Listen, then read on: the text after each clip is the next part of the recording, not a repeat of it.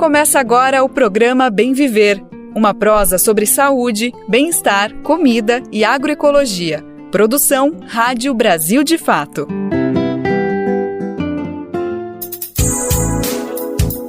Enfim, ela chegou. Que alegria! Hoje é sexta-feira, dia 9 de agosto de 2024, todo mundo preparado para sextar?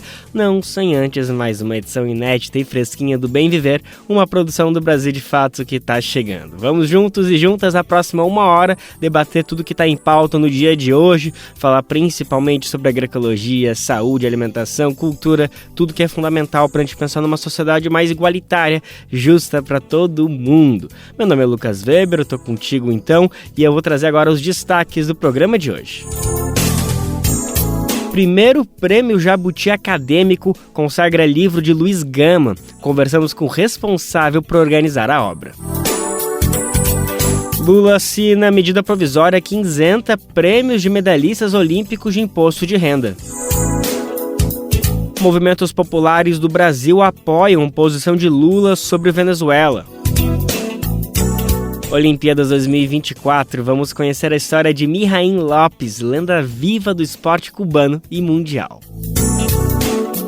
Sorvete quilombola. Jovem cearense desenvolve a iguaria à base de mandioca, farinha, rapadura e manteiga da terra. Que delícia, gente. Bom, esses são alguns, mas são vários os destaques do programa de hoje. Bora lá, que ele só tá começando.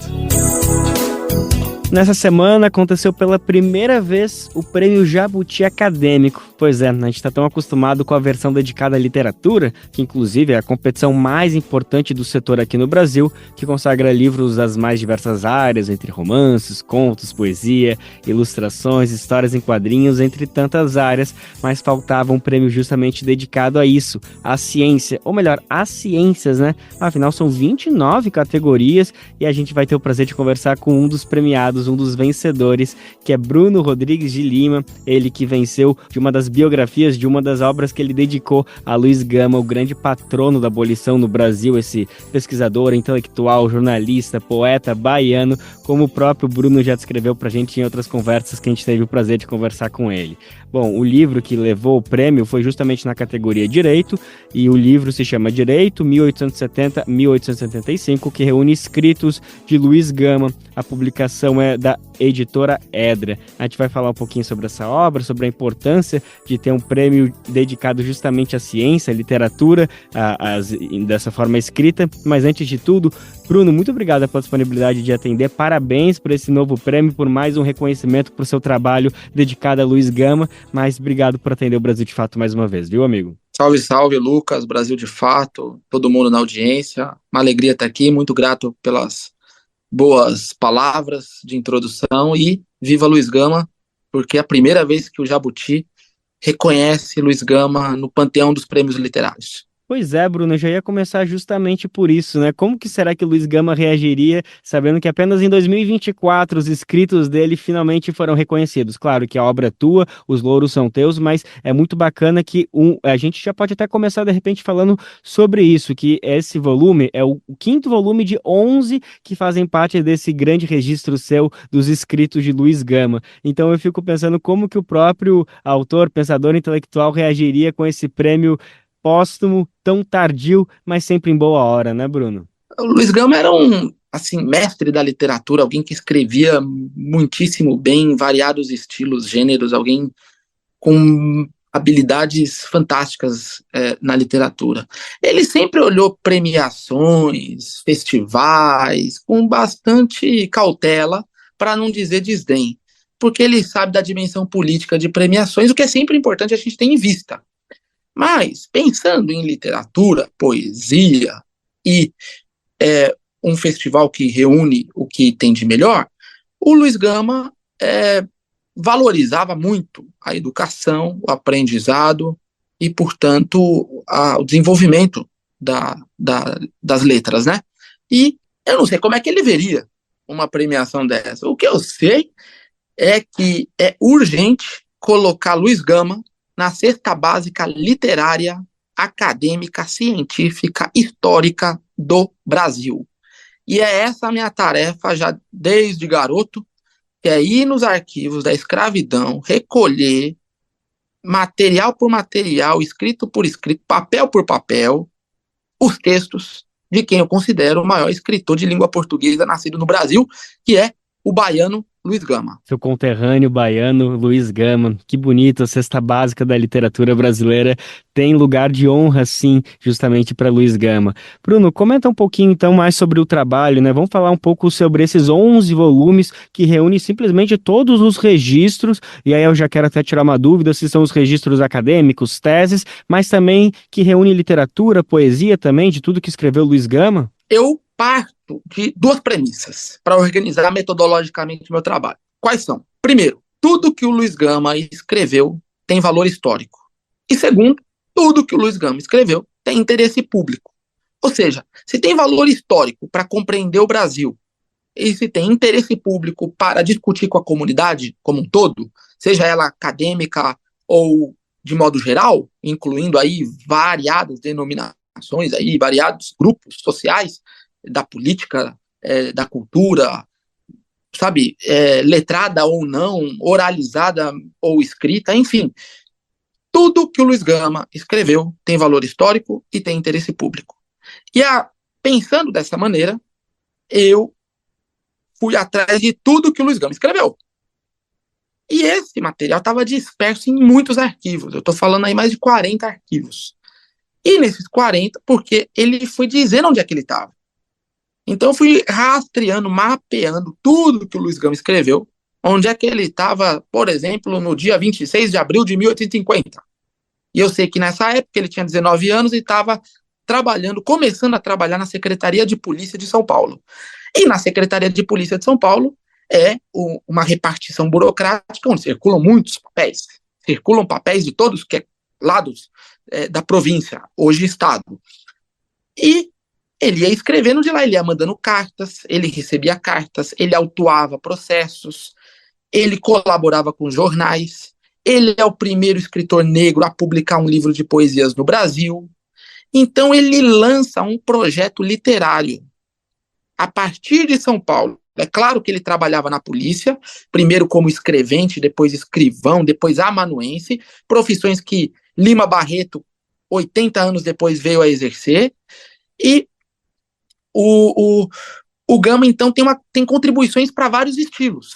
Eu fui reunindo arquivo por arquivo e organizei em 11 volumes, tudo que eu encontrei, cada um para um período cronológico, e com uma palavra síntese, guia, uma palavra temática que vai nortear o que tem naquele recorte histórico. Portanto, o livro premiado no Jabuti é o livro, 5º volume das obras completas de Luiz Gama, intitulado Direito, 1870-1875. Portanto, Lucas, nós temos aqui o recorte cronológico, que é a primeira metade da década de 1870, e nós temos o recorte temático, que é a palavra síntese, a palavra-chave, direito. Por que essa palavra-chave e para este recorte histórico? Ora, porque o Luiz Gama começa a advogar de fato de direito de papel passado com uma licença oficial para advogar em 1870.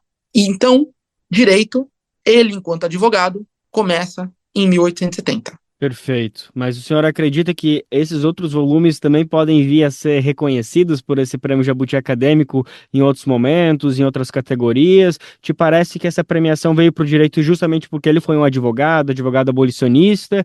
Tem talvez falte um reconhecimento dessa amplitude que foi Luiz Gama? Te parece que é por aí ou não necessariamente o reconhecimento foi justo? Eu acho que é um baita de um reconhecimento, e especialmente por ser no direito.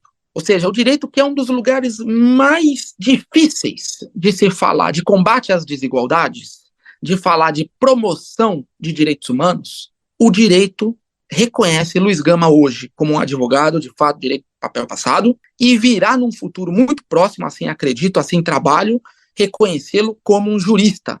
E o maior jurista da história desse país, uma vez que dá contribuições para o direito administrativo, para o direito civil, para o direito penal, para o direito processual, Luiz Gama está escrevendo em todos os ramos do direito. Ou seja, isso faz dele alguém que tem uma compreensão do todo. e dá contribuições de qualidade, dá escritos, escreve muitos e muitos artigos que são extremamente atuais, inclusive. Não estão parados no século XIX. Ao contrário, o Luiz Gama está falando de separação Estado e sociedade. O Luiz Gama está falando de soberania popular como fundamento do Estado democrático de direito. O Luiz Gama está dando contribuições atualíssimas. Então, quando o Prêmio Jabuti Acadêmico, categoria Direito, reconhece Luiz Gama, 1870, 1875, como livro do ano 2023, agora reconhecido no ano de 2024, isso significa uma enormidade para o cenário literário jurídico brasileiro. Ou seja, nós estamos avançando, nós estamos colocando Luiz Gama, e eu digo isso que é uma tarefa coletiva, não é uma tarefa individual, nunca foi, nunca será, nós estamos colocando Luiz Gama no cânone da literatura brasileira, nós estamos colocando no centro da produção jurídica e não teremos como falar, num futuro, não teremos como falar de direito sem falar de Luiz Gama. E essa é uma tarefa que o Brasil, de fato, há muito tempo já encampa, que é ligar uma palavra a outra. Direito e Luiz Gama e direito. Falando disso, a gente fala de democracia, a gente fala de soberania popular. Maravilha, com muito orgulho, com muita honra a gente estar junto nessa luta, junto contigo, Bruno, porque, como o senhor muito bem defende, tornar, por exemplo, o dia de nascimento de Luiz Gama como feriado nacional. É uma missão básica que a gente com certeza conseguiria acelerar e ainda mais estreitar esses laços tão importantes de democracia, direito, luta antirracista com Luiz Gama. Bruno, agora eu só fiquei curioso sobre justamente as poesias e também não sei se tem trabalhos de romance e outros trabalhos de escrita literária de Luiz Gama que já foram publicados, porque claro que o senhor teve acesso aí nessas pesquisas, mas fico na dúvida se já foram publicados por outras editoras recentemente e quem sabe a gente não pode ver Luiz Gama ganhando um jabuti, póstumamente, claro, mas dentro dessa categoria não acadêmica, como foi dessa vez, né, pelo trabalho que você fez, mas sim alguma editora pode retrazer esses livros e aí sim ele ganhar o jabuti nessa categoria literária. É excelente você trazer de novo esse ponto dos outros volumes e de futuras, quem sabe, premiações, porque assim como o Gama dá contribuições variadas dentro do direito, como eu estava dizendo agora, direito administrativo, civil, penal e assim por diante, ele também dá contribuições para áreas diferentes da literatura, como a poesia e a crônica, os contos. Ou seja, ele está escrevendo, experimentando estilos diferentes. E nas obras completas, a editora Edra, que é a editora que lança as obras completas do Luiz Gama pela primeira vez na história do mercado literário brasileiro, a editora Edra teve uma leitura muito interessante da divulgação da obra do Luiz Gama, que ela sugeriu, e eu acatei, de lançar 2 volumes por ano, de modo que o público tenha tempo de ler, tenha tempo de discutir, ao invés de lançar tudo de uma vez. Então são 2 volumes por ano. Ano que vem mais 2 volumes e assim sucessivamente, até quando nós completarmos os 11 volumes. Nós já lançamos 4, eu e a editora Edra, agora restam mais 7 a caminho, que começam já no ano que vem a aparecer os próximos.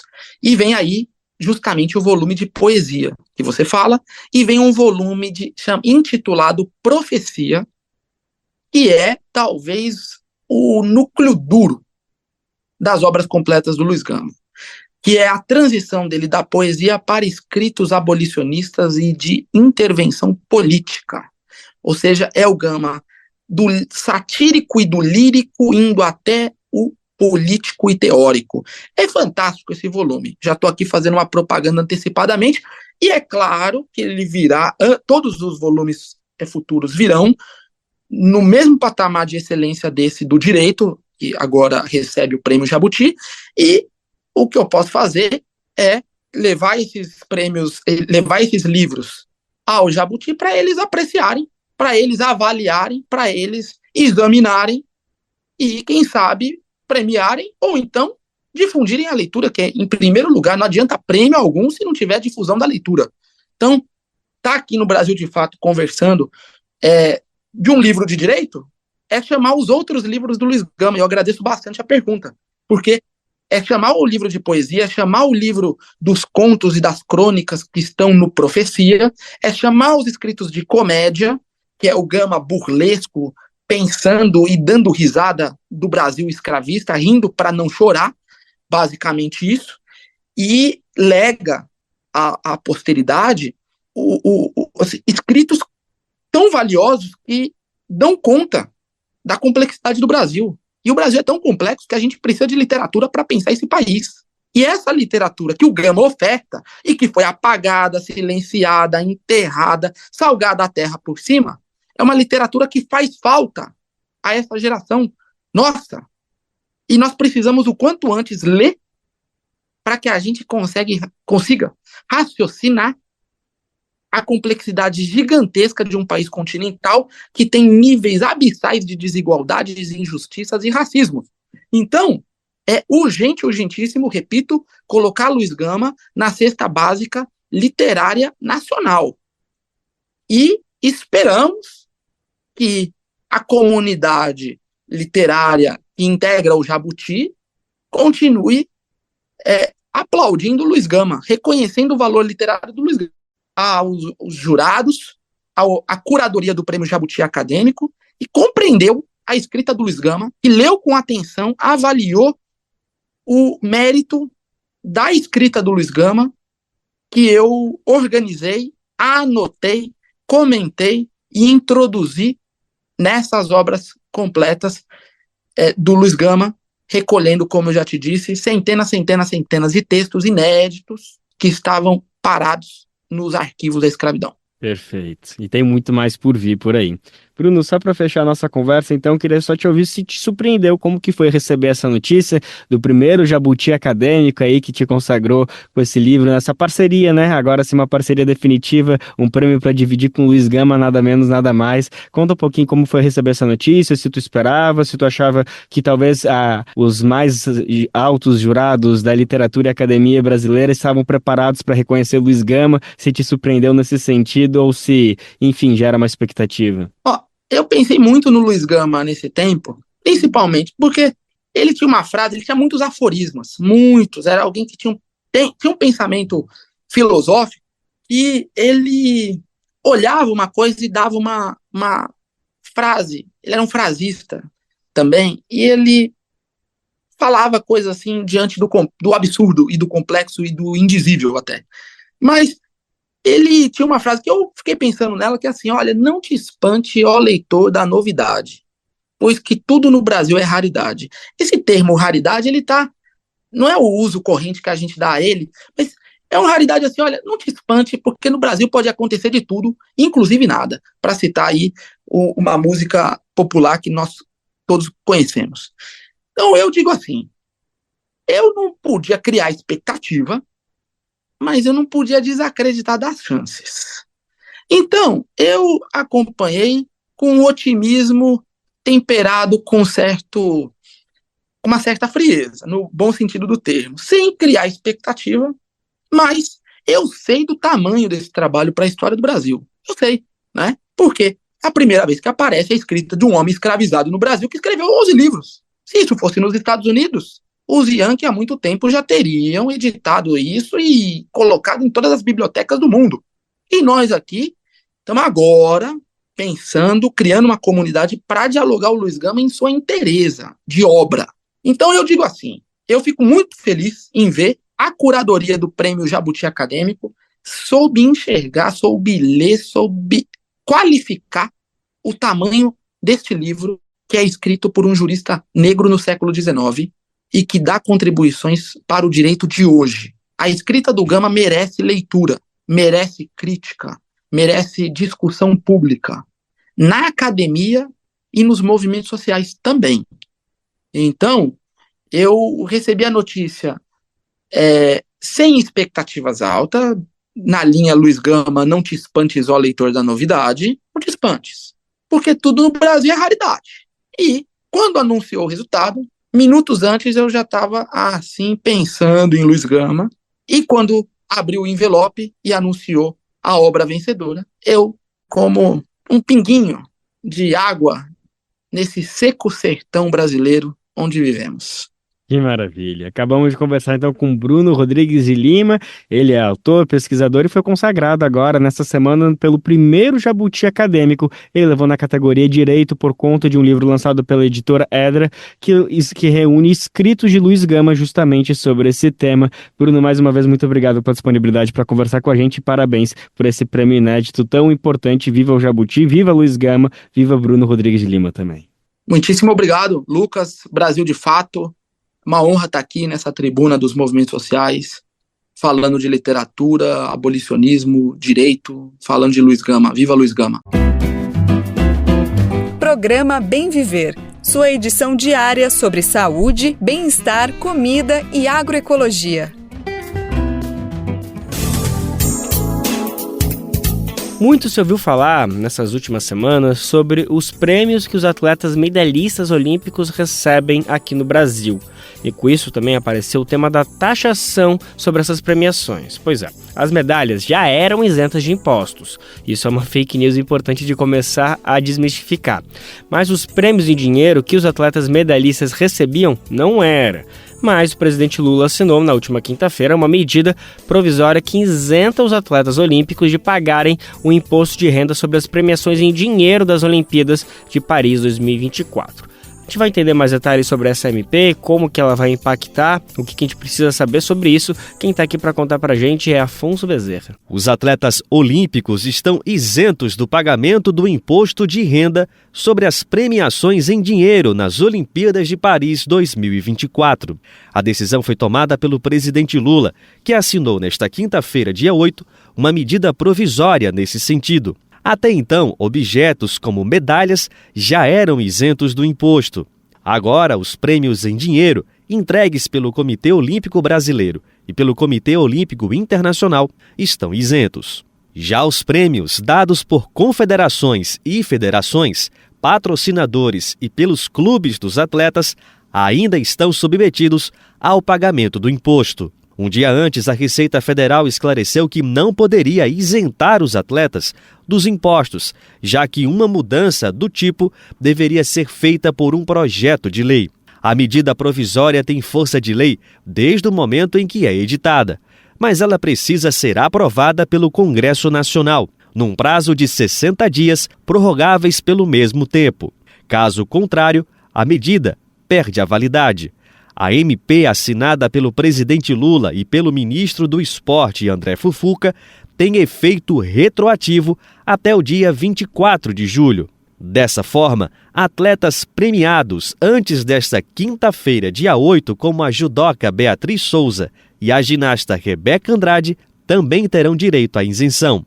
Os valores das premiações em dinheiro são diferentes, a depender do desempenho de cada atleta. Na categoria individual, aqueles que ganham a medalha de ouro também recebem R$ 350 mil. Para a medalha de prata, R$ 210 mil. Para o bronze, R$ 140 mil. Na categoria de grupo, composta por 2 a 6 atletas, ao ouro se somam R$ 700 mil. À prata, R$ 420 mil. E ao bronze, R$ 280 mil. Por fim, na categoria coletiva, de 7 ou mais atletas, os vencedores levam a medalha de ouro mais R$ 1.050.000. A medalha de prata, mais R$ 630 mil e o bronze, mais R$ 420 mil. Nesses dois casos, os valores são divididos entre os integrantes do grupo. Nas Olimpíadas de Tóquio em 2020, as 21 medalhas de atletas brasileiros renderam uma premiação de R$ 4,6 milhões no total. De Recife, da Rádio Brasil de Fato, com informações da redação, Afonso Bezerra. Vamos seguir falando um pouquinho mais sobre esportes e Olimpíadas. Se você está acompanhando a repercussão dos jogos, você viu a história que o atleta cubano fez. Foi um feito inédito. O lutador Mijaín Lopes se tornou simplesmente a primeira pessoa a vencer 5 medalhas de ouro em 5 Olimpíadas. É isso mesmo, ele gabaritou todas as provas, gente. Uma conquista incrível. Mijaín se torna então uma lenda viva do esporte cubano, mas mundial também. O atleta da luta greco-romana nasceu nasceu no pequeno vilarejo de Herradura, em Cuba. A gente vai conhecer um pouquinho mais a história dele. Quem está aqui para contar para a gente é Daniel Lamir. O cubano Mijaín Lopes Núñez sagrou-se pentacampeão olímpico na luta greco-romana na última quarta-feira em Paris. O lutador está no panteão dos grandes ícones olímpicos, sendo o único a conquistar sua 5ª medalha de ouro consecutiva em uma modalidade individual. Apenas algumas semanas antes de completar 42 anos, o cubano se despediu da carreira olímpica com uma história marcante. Mijaín é também o primeiro lutador a competir em 6 Jogos Olímpicos. Pelo mundo, a mídia pouco acreditava no atleta da Ilha Socialista. Foram consideradas a idade dele, os bons resultados de seus oponentes e os anos que haviam se passado sem que ele competisse em uma luta de alto nível. Dessa forma, cravaram que era praticamente impossível para Mijaín conquistar uma nova medalha de ouro. Mas nenhum desses argumentos convenceu a população da ilha. A produtora Katy Leon foi uma das que sempre acreditaram e exaltam a história do atleta. São 5 medalhas olímpicas. Isso é histórico. São 5 medalhas olímpicas. Isso é histórico.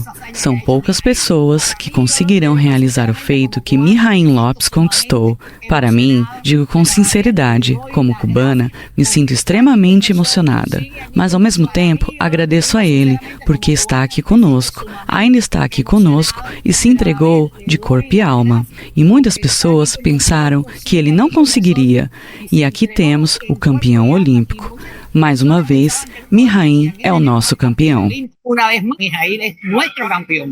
A final foi contra Yasmani Acosta, de 36 anos, um cubano naturalizado chileno que em várias ocasiões expressou sua admiração por Mijaín. Nunca antes 2 lutadores cubanos tinham se enfrentado por um título olímpico. Ambos treinaram juntos por anos. Nativo da cidade cubana de Matanzas, Ismaín Acosta foi o primeiro em sua categoria juvenil. A conquista permitiu que ele começasse a treinar na equipe nacional, onde Mijaín já ocupava um lugar de destaque. Em 2015, após o Campeonato Pan-Americano de Luta Livre em Santiago do Chile, Acosta decidiu deixar a equipe cubana. Em diversas ocasiões, ele declarou que essa decisão foi motivada, em parte, pelo fato de que Mijaín na equipe eclipsava sua participação em campeonatos mundiais e nos Jogos Olímpicos. Os dois chegaram à final sem que Acosta deixasse de expressar sua admiração pelo oponente. Na luta, Mijaín não se permitiu perder um único ponto. Durante o primeiro round, levou vantagem de 3-0. A euforia em Cuba foi impressionante. Gritos e aplausos podiam ser ouvidos nas ruas, enquanto os sorrisos se estampavam nos rostos. Mijaín parecia uma espécie de pedra imóvel.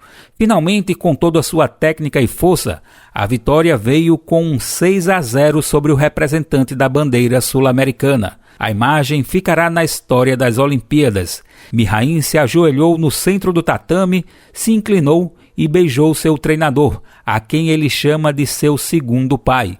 Em meio aos aplausos com os olhos marejados, Mijaín deixou seu tênis preto no centro da cena, como sua grande despedida da luta. Do Recife, da Rádio Brasil de Fato, com reportagem de Gabriel Vera Lopes. Locução, Daniel Lamir. A gente vai se aprofundar agora sobre um tema que a gente já falou nessa semana, que é a taxação das grandes fortunas no Brasil. Embora a Constituição Federal determine que a União deve instituir impostos sobre grandes fortunas por meio de uma lei complementar, após 36 anos desde que a atual Constituição está em vigor, essa medida nunca foi implementada. De acordo com dados do IBGE, o Brasil conta com cerca de 413 mil milionários. É o teu caso? Não é o meu por aqui. Bom, entretanto, em 2022, o país voltou a aparecer no mapa da fome, evidenciando toda essa desigualdade social. Muitas dúvidas, inclusive informações falsas, surgem nesse debate. Tem muita gente da classe média, olha só, que acha que por ter uma condição de vida financeira um pouquinho acima da média geral, vai ser afetado por essa taxação. Lendo engano, meu amigo, você não é tão rico assim. Estudos mostram que enquanto a classe média chega a pagar cerca de 27% em imposto sobre a renda, a elite paga somente, adivinha, 6 a 7%. Dá pra ver que você não é tão rico assim, né, gente? Ou seja, os mais ricos chegam a pagar 4 vezes menos do que a classe média e baixa do país. Bom, para entender melhor sobre o imposto, sobre grandes fortunas no Brasil, os jornalistas do Brasil de Fato, Nara Lacerda e Igor Carvalho, conversaram com a economista e professora da Universidade Estadual do Rio de Janeiro, a UERJ, Juliana Furno, e também com a deputada do PSOL, Fernanda Melchiona. Isso tudo no podcast 3x4, a produção, os debates políticos que o Brasil de Fato entrega semanalmente. A gente vai começar agora a entender um pouco mais sobre esse tema. A gente vai começar primeiro ouvindo a economista e professora Juliana Furno sobre o que significa taxar os super ricos e se existe diferença entre taxar os super ricos e taxar grandes fortunas. Bom, vou tentar começar de forma mais conceitual, assim, porque esse debate é de muito interesse dos super ricos, né, que têm os seus prepostos aí no mercado, na mídia, então é muito comum uma certa confusão, né, do que significa taxar super ricos, e muitas vezes essa confusão se expressa em classe média ascendente, classe média baixa, achando que a gente está falando do Celta parcelado que eles têm, do apartamento, né, de herança da tia costureira, enfim, não é sobre isso. Existe uma diferença que é sobre renda e riqueza. Então, a tributação brasileira sobre renda, ela já existe, que é o imposto sobre renda de pessoa física ou pessoa jurídica, né? Que é o famoso imposto de renda. Ele também precisa de uma série de correções, até porque a alíquota máxima de imposto de renda que a gente tem no Brasil é 27,5%. Isso quer dizer que a pessoa que ganha ali mais ou menos 6, 7 mil paga um percentual idêntico a quem ganha 300, 400 mil, né? Isso do ponto de vista, inclusive, da Constituição, que fala em equidade, em taxar mais quem ganha mais, é inconstitucional. Agora, o que o debate sobre taxação de grandes fortunas ele se dedica, que é diferente deste debate sobre renda, e esse é um debate importante, acho que a Fernanda lembrou muito bem, né? Na minha avaliação, a reforma tributária começou errado, porque ao invés dela enfrentar, em primeiro lugar, o principal problema do sistema tributário brasileiro, que é a desigualdade, né? É a forma com que se distribuem os tributos. O Brasil ele cobra muito imposto sobre o consumo, que é um imposto necessariamente indireto, porque a gente paga o mesmo percentual sobre a compra de alguma coisa, quem ganha 1 salário mínimo e quem ganha 10, e muito pouco se taxa sobre o imposto direto, que é aquele que a gente tem mais condições de fazer justiça social de fato, que é esse que versa sobre renda, patrimônio, herança. Então, esse debate, ele deve estar presente na próxima etapa da reforma tributária, se ela acontecer, e mesmo se ela acontecer, vai exigir muita mobilização, porque toca num tema-chave. Agora, o que a gente está falando aqui é de uma reforma não sobre a renda, mas sobre a riqueza. Qual a diferença entre renda e riqueza? Renda é vou usar um argumento econômico aqui, mas vou explicar, é uma variável fluxo. É aquilo que a gente recebe todos os meses. Então, todo mês você recolhe um percentual do imposto da sua renda lá na folha de pagamento. A riqueza é aquilo que é estoque, é aquilo que já está acumulado. Então, é sobre patrimônio, é sobre estoque de riqueza que você adquiriu de investimento em ativos financeiros, em dívidas, em parcela que você tem de dívida do tesouro, em imóveis. Então, é sobre esse estoque de riqueza. Então, as duas coisas são importantes e agora a gente está debatendo estoque de riqueza, principalmente. Esse tipo de imposto, vamos dizer, ele tem menos capacidade de, no longo prazo, fazer justiça fiscal mesmo. O principal é sobre a renda, porque você vai taxar todos os meses, todos os anos. O estoque de riqueza, normalmente, é um imposto que você recolhe uma vez só, sobre um patrimônio acumulado. Mas ele tem mais, né, se por um lado ele tem menos capacidade real, né, de obtenção de recursos para o Estado, ele tem uma mensagem muito importante.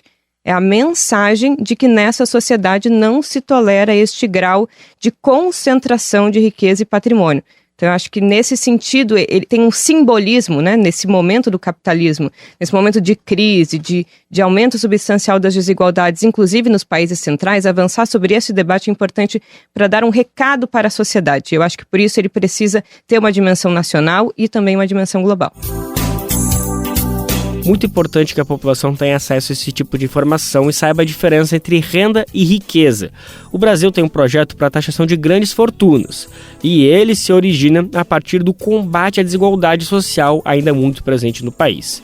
A deputada Fernanda Melchiona traz para a gente agora um pouco da perspectiva desse projeto de taxação dos super ricos aqui no Brasil. Muitas vezes as pessoas acham grandes fortunas, uma pessoa de classe média que ganha um pouquinho a mais, ou enfim, que tem uma renda até que tenha 2, 3 imóveis, né, Ju, que não é exatamente onde a gente quer pegar no caso das grandes fortunas, no estoque da riqueza, como diz a Ju. É super importante, né? Aqui nós estamos falando de taxar milionários mesmo, no caso das grandes fortunas. Embora precise, sim, e eu concordo, ipsis liter, com uma revolução também no imposto de renda, né? Aumentar a isenção para o trabalhador e para a classe média empobrecida e, ao mesmo tempo, aumentar a alíquota para os que ganham mais de 40, 50 mil. Eu acho que são temas estruturantes. E a gente também, enfim, está devagar. O Lula prometeu na campanha a isenção de até 5 salários mínimos, o que é ótimo. Fizemos agora, a Câmara votou a isenção até 2 salários mínimos, né, na tabela base, digamos, do imposto de renda.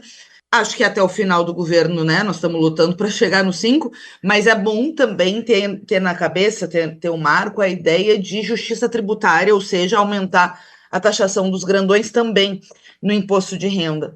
E aqui nas grandes fortunas, eu vejo que tem um debate conceitual, tem um debate estrutural, porque embora a medida possa arrecadar, enfim, 40 bi, segundo a campanha taxar os super ricos, né, Ju?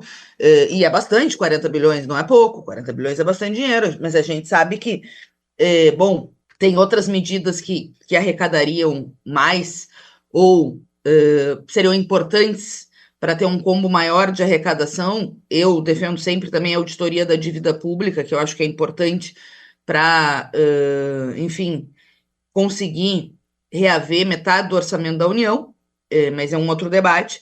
Mas tem um elemento um elemento simbólico, um elemento de combate à desigualdade, um elemento de combate à concentração no momento em que a gente vê o aumento da concentração e da desigualdade. O Brasil, segundo todos os outros relatórios, e não só no Brasil, mas também no mundo, tem mais bilionários depois da pandemia do que antes da pandemia de 2020, que significou empobrecimento de grande parte do nosso povo. 4 de cada 5 bilionários aumentaram o seu estoque de riqueza nos últimos anos, estamos falando 3, 4 anos. Tem uma das dados que me chamou muito a atenção da Oxfam, que o mais rico tem a riqueza global igual aos 107 milhões de mais pobres no Brasil. Olha o tamanho da concentração, gente. Nós estamos falando que uma pessoa, uma família, tem a mesma renda que 107 milhões de brasileiros mais pobres juntos. Nossa. Ou seja, esse 0,028% da população, são cerca de 59 mil pessoas que têm patrimônio acima de 10 milhões de reais, concentram quase 60% de todos os ativos financeiros do país. Então, a gente pensar numa lógica de tributação que seja uma lógica regressiva, como bem falava Nara falava, é inaceitável que todo mundo pague a mesma alíquota, o cara que é bilionário e o cara que é mais pobre. E, além disso, eu quero agregar, Nara, que não é só pagar a mesma alíquota, que o mais pobre, como consome tudo, que ganha, como não sobra nada, ou aliás está sempre endividado, na prática proporcionalmente paga mais tributos, porque toda a renda acaba sendo tributada no consumo, porque a pessoa não consegue viver, né? Com o salário mínimo tem que pedalar, consome todo o salário, fica devendo, a gente sabe como o nosso povo sofre. Então, essa luta é urgente e necessária. Voltando, ela está desde 88 na Constituição, mas nunca foi regulamentada. Em 2008, a nossa deputada federal, Luciana Genro, apresentou um dos primeiros projetos, agora ela é deputada estadual. Eu, inclusive, pedi para desarquivar na Câmara. Para vocês terem uma ideia, Ju, esse projeto previa a taxação dos 2 milhões de reais, que até se retroatualizou, porque era lá de 2008, né? E depois veio a plataforma taxar os super ricos, com 70 organizações, que tem uma outra proposta, e que eu acho que a gente pode contar aqui, a maioria sabe, mas que atualiza esses valores e que é super progressivo no sentido do timing, né? Em relação a essa tributação. Claro, a gente pode contar um pouquinho aqui para vocês. De lá para cá, teve outros projetos que ingressaram, sei que Ivan, Chico, lá em 2008, estou falando. Mas o fato é que a Câmara não avança sobre essa matéria, né? Tem um bolo de apensados parado em qualquer gaveta que não vai para frente, porque, claro, esses super ricos têm uma influência política e econômica que você sabe, né? Como são as instituições de classe no Brasil atender os interesses dos grandes capitalistas. Então, se não tem pressão social para avançar, fica parado numa gaveta. E o governo Lula, sim, começou a reforma tributária sobre o consumo, não avançou sobre o tema, da progressividade, digamos assim, heranças, dividendos, etc., e a taxação das grandes fortunas, e a luta tem que ser para que avance nisso, né, para que a gente possa, andar um pouco. São dados chocantes. Uma única família milionária tem a mesma renda de 107 milhões de brasileiros pobres juntos, gente. É um absurdo isso. Vale lembrar, como a deputada destacou na fala dela, que a ausência de medidas públicas tornam as parcelas mais pobres da população ainda mais vulneráveis. Depois da pandemia de Covid, por exemplo, cresceram o número de bilionários no mundo. Bilionários, gente. Ao passo que a maior parte da população empobreceu ainda mais. Apesar da taxação das grandes fortunas ser, além de prevista na Constituição, algo que ajudaria no combate à desigualdade social no Brasil, é um projeto que enfrenta muitas dificuldades no Congresso. A gente vai ouvir um pouquinho mais da deputada Fernanda Melchiona, especialmente sobre os principais obstáculos para o projeto avançar no país. Porque o que acontece? Se o movimento de massas não está mobilizado, se não tem luta social, se não tem pressão sobre a Câmara, e se a coisa anda, entre aspas, na normalidade que eles gostam, né? No morno, quais são as pressões que o Congresso tem? Os grandes capitalistas, né? André Esteves, BTG Pactual, os bancos, a Faria Lima, o mercado nervoso. E eles financiam vários dos que estão ali. Tem os que são financiados e tem os que são representantes diretos dos grandes interesses capitalistas, né? A turma do agronegócio, quantos são ruralistas? Você sabe, né? Então, quantos são representantes diretos dessas frações da classe dominante? Óbvio que nós somos minoria, né, os que defendem os interesses dos trabalhadores, enfim, todo mundo sabe, mas, por outro lado, a gente consegue inverter a correlação de força quando tem luta social, quando tem mobilização. Por quê? Porque político também precisa de voto, né, Igor, para se eleger. Claro. Então, se tem uma luta social e política que emparede o Congresso, tu consegue. 70% da população brasileira é a favor da taxação das grandes fortunas, como 80% é a favor de revogar a autonomia do Banco Central, né? O mercado, que eles botam na Rede Globo a todo momento, nos grandes veículos da imprensa burguesa, tem muito dinheiro, mas não tem voto, né? Lógico. Mas assim, é o 0,028% da população. Lembrando que essa discussão não é exclusiva nossa. Recentemente, o ministro da Fazenda, Fernando Haddad, defendeu a criação de um imposto global de 2%, apenas 2%, sobre a riqueza dos bilionários durante uma reunião do G20 no Rio de Janeiro. Foi durante essa reunião que Fernando Haddad defendeu esse tema. Se você quiser conferir então a entrevista completa sobre a taxação das grandes fortunas, ou seja, ouvir o episódio completo do 3x4, que mais uma vez está imperdível, você sabe que ele está no nosso site e também nas principais plataformas de podcast. A gente volta a falar de política internacional. Na última quarta-feira, movimentos populares do Brasil emitiram uma nota apoiando a posição do presidente Lula na crise eleitoral na Venezuela. Brasil, México e Colômbia divulgaram um comunicado reforçando o pedido de divulgação de dados por mesa de votação nas eleições venezuelanas. Quem vai explicar melhor essa história pra gente é o nosso correspondente na Venezuela, em Caracas, Lourenço Santiago. Movimentos populares brasileiros emitiram uma nota nesta quarta-feira, dia 7, apoiando a posição do presidente Luiz Inácio Lula da Silva, do PT, na crise eleitoral venezuelana. Brasil, México e Colômbia divulgaram um comunicado reforçando o pedido de divulgação dos dados por mesa de votação das eleições venezuelanas. O texto afirma que os três países adotaram uma sábia posição e que os movimentos torcem para que a situação das atas se resolva logo. A nota é assinada pelo MST, o Movimento dos Trabalhadores Rurais Sem Terra, o MMM, a Marcha Mundial de Mulheres, o Levante Popular da Juventude, entre outros grupos. O documento afirma que a extrema-direita venezuelana promoveu uma onda sistemática de violência para desestabilizar o país em meio ao processo eleitoral. Ainda de acordo com o documento, a oposição queimou prédios públicos e assassinou diversos militantes do PSUV, o Partido Socialista Unido de Venezuela, e de organizações comunitárias. Os movimentos lembram também que o Brasil passou pelo golpe contra a ex-presidente Dilma Rousseff. Esse processo no Brasil De acordo com a nota, teve a mesma origem do processo de desestabilização da Venezuela, a política imperialista dos Estados Unidos. O texto faz a ressalva de que a demora na divulgação das atas eleitorais foi causada por um ataque hacker no sistema eleitoral venezuelano. O presidente Nicolás Maduro foi eleito com 6,4 milhões de votos, sendo 51% do total, contra 5,3 milhões do opositor Edmundo González Urrutia, que teria recebido 43% do total de votos. Esses percentuais aparecem com 96,87% das urnas apuradas. A divulgação das atas eleitorais, no entanto, é o principal tema envolvido nas eleições da Venezuela. A oposição afirma ter mais de 70% das atas e que isso garantiria a vitória de Edmundo González Urrutia. Antes mesmo da divulgação dos resultados, a ex-deputada ultraliberal Maria Corina Machado já havia afirmado vitória do opositor. Nas palavras dela, González Urrutia teve 70% dos votos e Nicolás Maduro 30%. O movimento da coalizão Plataforma Unitária deu início a protestos violentos no último dia 29 de julho, mas que perderam força ao longo da semana. Na última segunda-feira, dia 5 de agosto, o candidato derrotado Edmundo González Urrutia publicou uma nota pedindo que militares do país desobedeçam ordens do governo.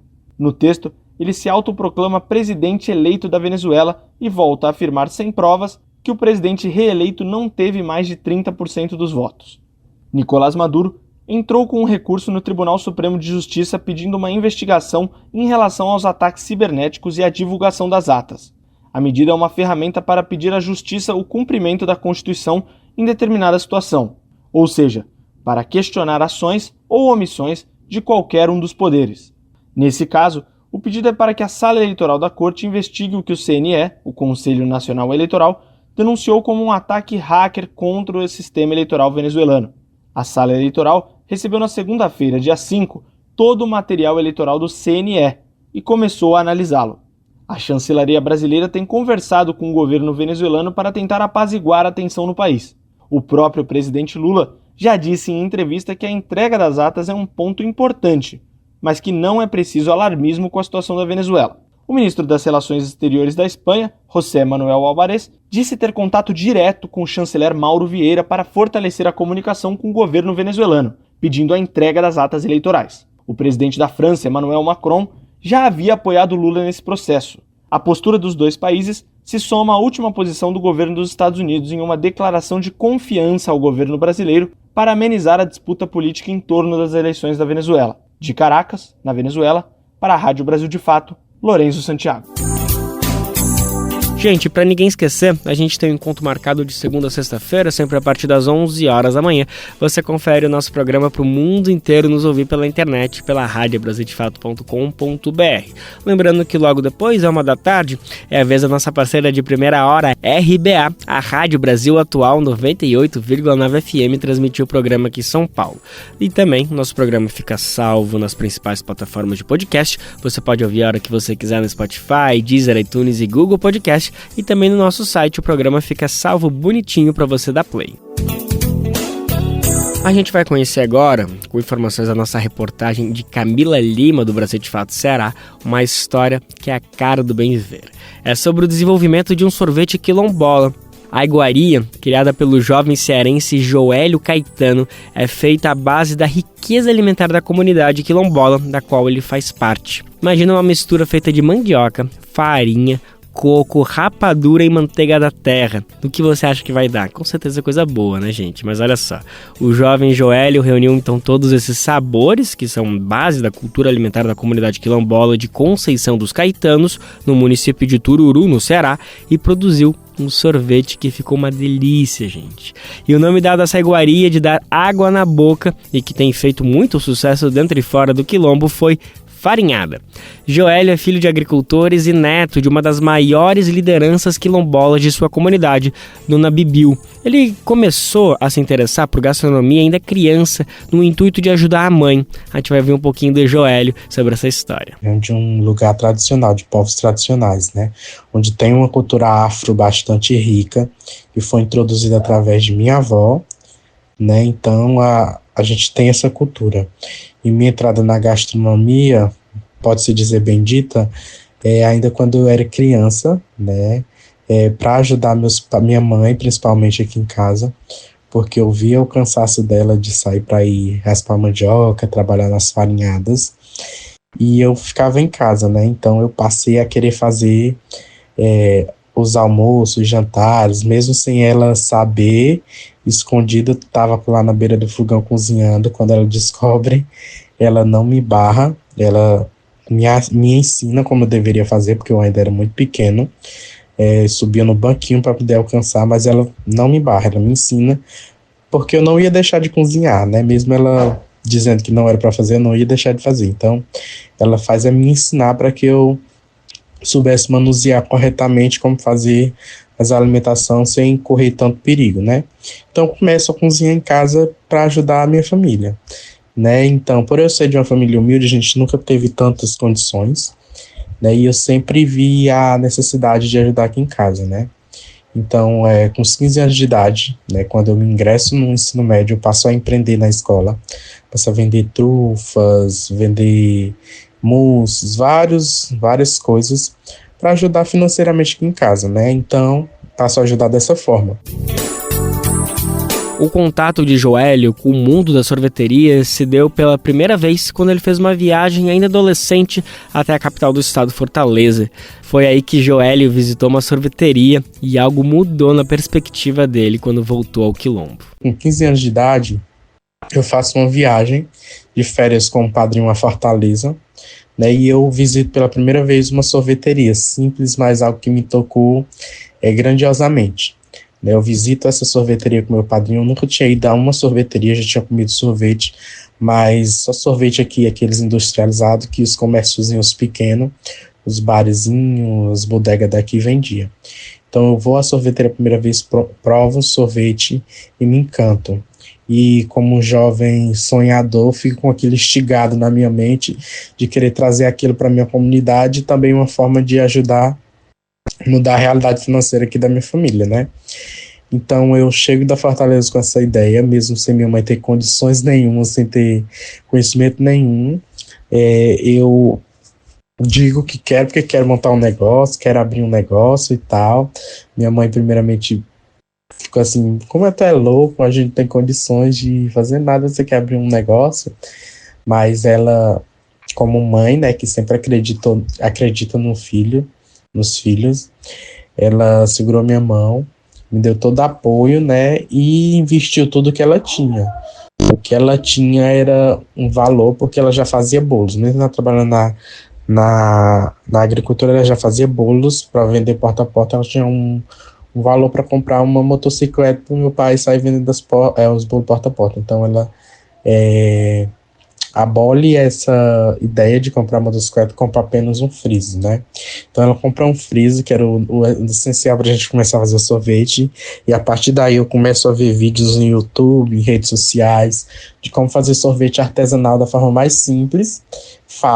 A gente pega, utiliza do meu antigo quarto, abro uma porta que dava acesso à rua da minha comunidade, né? Então, a partir dali, eu, dentro do meu antigo quarto, com o freezer e alguns expositores que meu pai fez bem artesanal mesmo, de madeira, eu passo a fazer sorvetes, vendo receita na internet, passo a vender, né? Algo que deu muito certo, né? E aí é o começo de algo que vai se encaminhar para dar mais certo ainda.